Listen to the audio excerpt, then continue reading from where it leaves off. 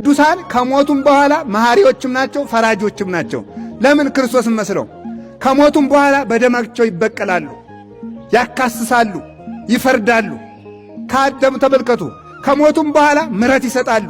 መሐሪ ክርስቶስ በአጽማቸው ባፈራቸው አድሯልና ፀሐይ ዘዘልፈ ያበርድ በቅዱሳን። እሱ የሙታን አምላክ አይደለም። ኢኮነኪ እግዚአብሔር አምላከ ምውታን አለ አምላከ ሕያዋን ብሏል ራሱ ማቴዎስ 22 ላይ ሲናገር እግዚአብሔር የሕያዋን እንጂ የሙታን አምላክ አይደለም። እግዚአብሔር የሕያዋን እንጂ የሙታን አምላክ ካይደለ በክርስቶስ አምነው የሞቱ ሰዎች ሙታን አይደሉም። በደንብ ልብ ብላችሁ ስሙኝ። እግዚአብሔር የሙታን አምላክ አይደለም። የሙታን አምላክ ካልሆነ በእሱ አምነው የሞቱ ሰዎች ሙታን አይደሉም። ምክንያቱም የእነሱ አምላካቸው ነውና። ሙታን ቢሆኑ ኑሮ አምላካቸው ባልሆነ ነበር። የሙታን አምላክ አይደለምና ለኃጥአን በግድ አምላካቸው ነው፣ ለጻድቃን ግን የውድ ነው። ስለዚህ የሙታን አምላክ ስላይደለ በእሱ አምነው ያረፉ ቅዱሳን ሕያዋን ናቸው።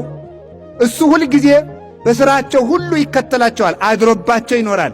ቅዱሳን ባረፉበት ጊዜ ሁሉ በዚያ ረድኤቱን ያሳድራልና እግዚአብሔር በስማቸውም አድሮ ሥራ ይሠራልና። ስለዚህ ጻድቅ ሙቶም ይፈርዳል። እስኪ በሉ ጻድቅ ሙቶም በሉ ይገዛል። በሉ ጻድቅ ሙቶ ይገዛል። በሉ ጻድቅ ሙቶ ይገዛል። ሙቶ ምን ይላል? ይገዛል። ቃየል የሚገዛ ሳለ ነው። አቤል ግን ሙቶም ይገዛል።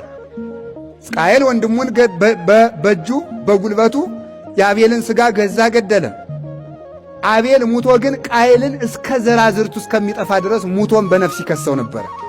ለዚህ ነው ቅዱስ ጳውሎስ አቤል ዛሬም ይናገራል ይላል።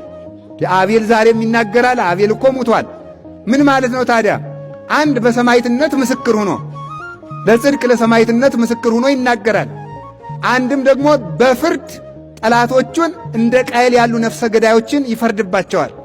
ስለዚህ ቃየል ምንድን ነው ያለው? ጌታ የወንድምህ የአቤል ደም ወደ እኔ ደርሷል አለ። ስለዚህ አንተ ተቅበዝባዥ ትሆናለህ አለው። አቤል ሙቶ ቃየልን ገዛው። ስለዚህ ቃየል ምን ሆነ? ተቅበዝባዥ ሆነ። ምድር አላበቅልለት አለች። ምድር ተቅበዝባዥ አደረገችው።